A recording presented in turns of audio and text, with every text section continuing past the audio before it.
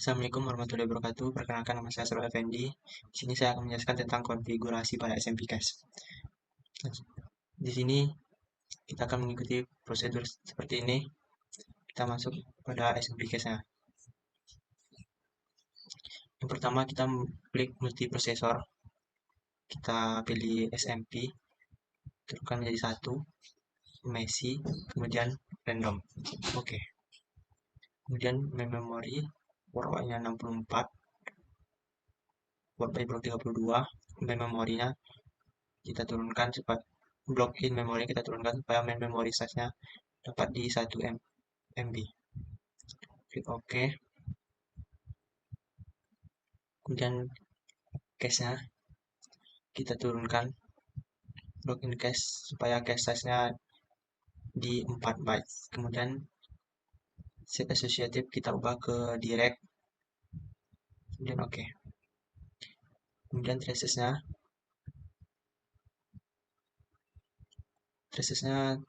kita pilih yang com, klik OK. Kemudian cache OK. Step by step diubah menjadi complete, kemudian execute.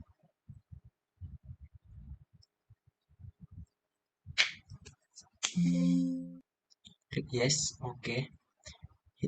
Pilih hit misses. Di sini missesnya 14,223%. Sini yang akan kita ubah yaitu ada di sini cache size-nya kita ubah jadi 8, 16, dan 32 dengan mengubah block in cache-nya. Kemudian yang kedua itu ada mapping. Di situ ada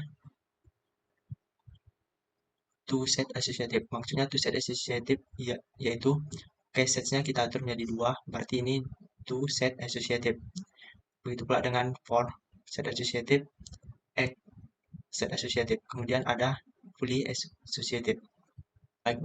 Baik untuk konfigurasi yang kedua, yaitu pengaruh ukuran blok dengan berbagai replacement polish. Kita akan mengikuti prosedur seperti ini lagi.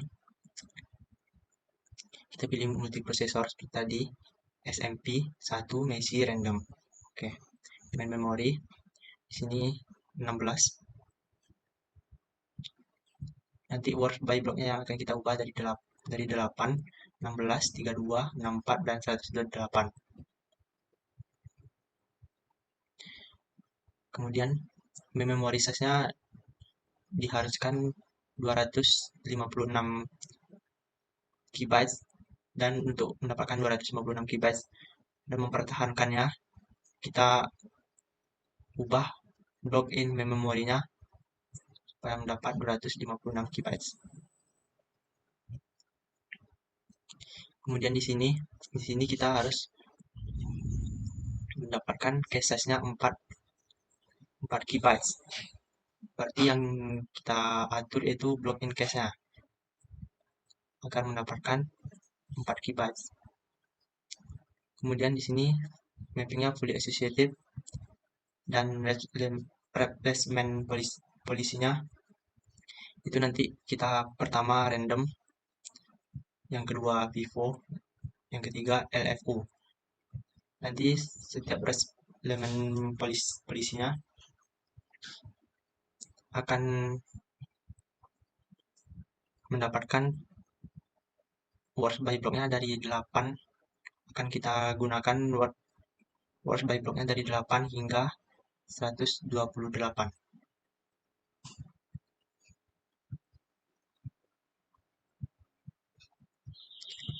Dan pada load trace-nya nanti kita akan menggunakan MTLJD, NASA 7, dan CXP.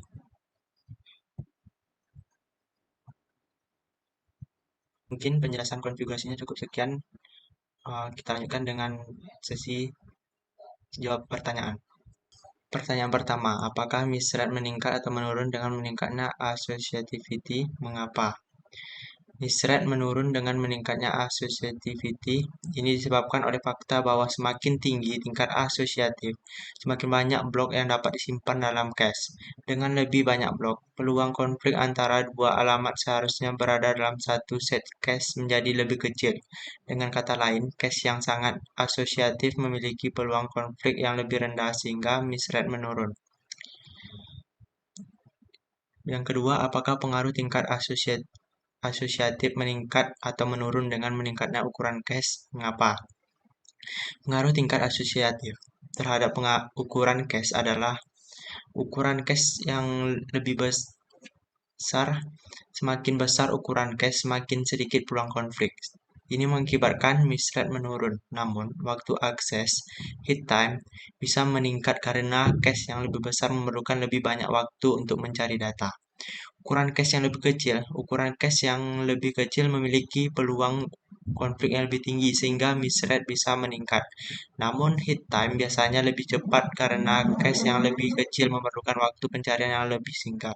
Kesimpulannya, apakah peningkatan asosiatif meningkatkan kinerja sistem? Jika jawabannya adalah ya, secara umum yang manakah yang merupakan langkah dengan lebih banyak manfaat dari direct ke two-way ke four-way ke egg-way, dan dari egg-way ke fully associative.